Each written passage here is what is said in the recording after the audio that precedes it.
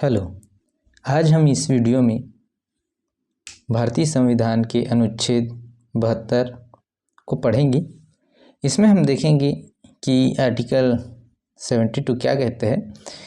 यह राष्ट्रपति के क्षमादान से जुड़ा हुआ आर्टिकल है।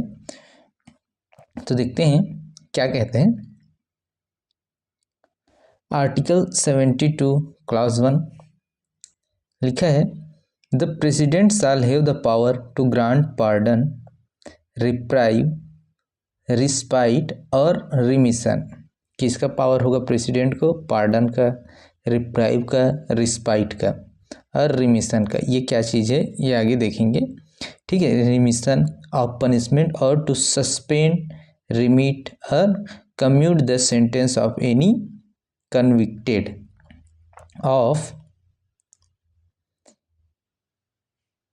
of any offense in any cases where the punishment or sentence is by court martial.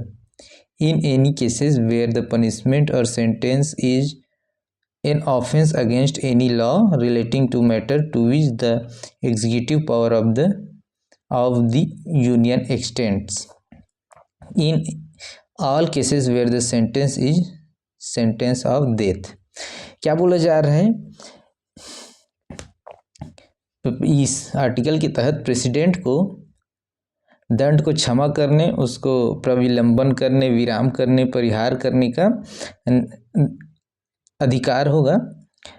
और इसके तहत अगर वो सभी मामले आएंगे जिसमें क्या हो, कोर्ट मार्शल के मामले हो, है ना। अगला कार्यपालिका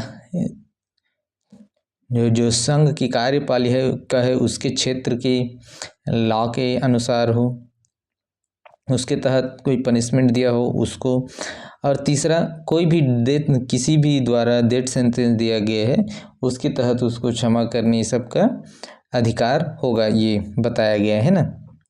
आर्टिकल 72 क्लॉज 2 कहते हैं, nothing in sub clause A of clause 1 shall affect the power conferred by the law on any officer of armed forces of the union to suspend, remit, commute a sentence passed by a court martial। लेकिन article 72 clause 1 के ए के तहत जो भी court martial का सजा है उसको कम करने का अधिकार प्रेसिडेंट को है। वो अगर किसी अधिकारी को दिया गया है अधिकार तो उस पर कोई प्रभाव नहीं पड़ेगा, यह बता रहा है। उसी तरह इसके जो क्लॉज सी हैं उसके तहत बताया गया है आर्टिकल 72 क्लॉज 3 में। सब क्लॉज सी है क्लॉज 1 के, उसमें साल अफेक्ट, नथिंग साल है, कुछ भी अफेक्ट नहीं करेगा, कह रहा है nothing shall affect the power to suspend, repeat और commute a sentence of death exercisable by the governor of state under any law of the time being in force. कोई भी राज्यपाल को भी ये अधिकार होते हैं तो उनको भी ये अफेक्ट नहीं करेगा, ये बताया जा रहा है। आगे हम देखते हैं क्षमादान के 5 स्वरूप दिए गए हैं प्रेसिडेंट की। ठीक है, तो पहला क्षमा बताया गया है ना, पार्डन। तो इसके तहत क्या होता है, कोई भी दोष सिद्धि होता है उसको पूरी तरह से समाप्त किया जाता है, पूरी तरीके से समाप्त कर दिया जाता है। और उसको है ना, अपराधी इस प्रकार क्या हो जाता है, बरी हो जाता है, जैसे उसने कभी कोई अपराध किया ही नहीं हो, ऐसे टाइप से बरी हो जाता है, पूरा क्षमा कर दिया जाता है, उसको क्षमा या पार्डन कहते हैं। लघुकरण क्या होता है, इसमें सजा के चरित्र या प्रकृति को बदलकर कम किया जाता है ना। सजा को के प्रकृति को बदलकर कम कर देते हैं। जैसे अगर मृत्युदंड अगर किसी को मिला हो तो उसको आजीवन कारावास कर देंगे, अगर कठोर कारावास मिला होगा तो उसको साधारण कारावास कर देंगे, बस ये प्रकृति को बदल देते हैं। उसी तरह रिमिशन या परिहार क्या होता है, इसमें केवल उसकी अवधि को बदला जाता है। जैसे कि अगर 2 वर्ष का कठोर कारावास किसी को सजा मिला हुआ है तो 1 वर्ष का कठोर कारावास किया जा सकता है प्रेसिडेंट के द्वारा, इसको परिहार कहेंगे। उसी तरह विराम आता है, विराम, रिस्पाइट जो हमने देखा है ना। तो उसमें क्या है, कुछ विशेष परिस्थितियों में मानवीय अधिकारों को देखते हुए उसको सज़ा को कम कर दिया जाता है या टाल दिया जाता है। जैसे कि उदाहरण है, गर्भवती महिला है कोई, तो उस अपराधी को सज़ा को कम करना या किसी अपराधी की गंभीर मानसिक शारीरिक अयोग्यता को भी देखकर सज़ा को बदलना, ये इस कैटेगरी में आएगा। और प्रविलंबन क्या होता है, इसका अर्थ है कि किसी सजा विशेषकर मृत्यु दंड की क्रियान्वयन पर अस्थायी रोक लगाना, है ना।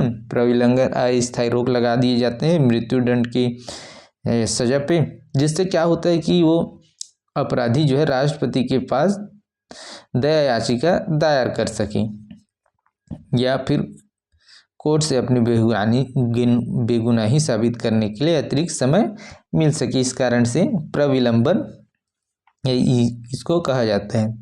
ठीक है, आगे हम देखते हैं राष्ट्रपति और राज्यपाल की शक्तियों में अंतर। ये राज्यपाल को भी ये शक्तियां होती है, तो दोनों में अंतर क्या है उसको देखते हैं ना।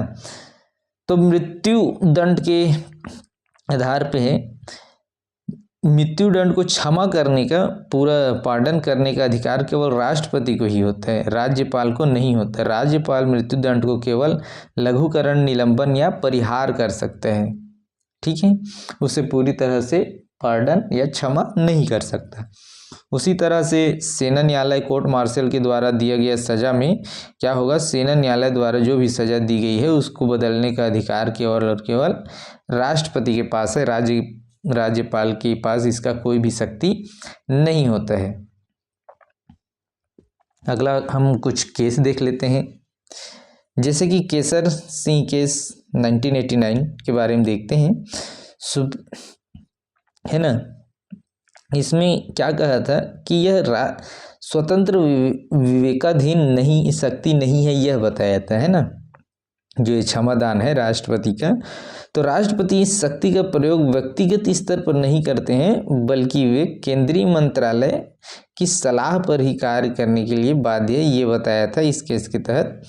और कोई मौखिक सुनवाई का अधिकार नहीं होगा किसी भी अपराधी को या याचिकाकर्ता को, ये बताया गया है ना। वे केवल लिखित याचिका ही दे सकते हैं और उसके आधार पर निर्णय होगा। अगला है न्यायिक समीक्षा, जुडिशियल रिव्यू। हालांकि राष्ट्रपति का निर्णय सर्वोपरि है, लेकिन यदि उनका निर्णय किसी दुर्भावना, मनमाने ढंग से, जाति धर्म के आधार पर पक्षपात या बिना कोई ठोस सबूत के लिया गया है, तो सुप्रीम कोर्ट उस फैसले की न्यायिक समीक्षा कर सकता है, ये बताया गया था इस केसर सिंह केस के तहत। ठीक है, तो इस तरह हमने इस वीडियो में आर्टिकल 72 के तहत राष्ट्रपति के क्षमादान की शक्तियों को हमने देखा और समझा। अलग अलग 5 स्वरूप हैं, pardon, respite, remission, reprieve, commute, है ना, ये हमने देखा।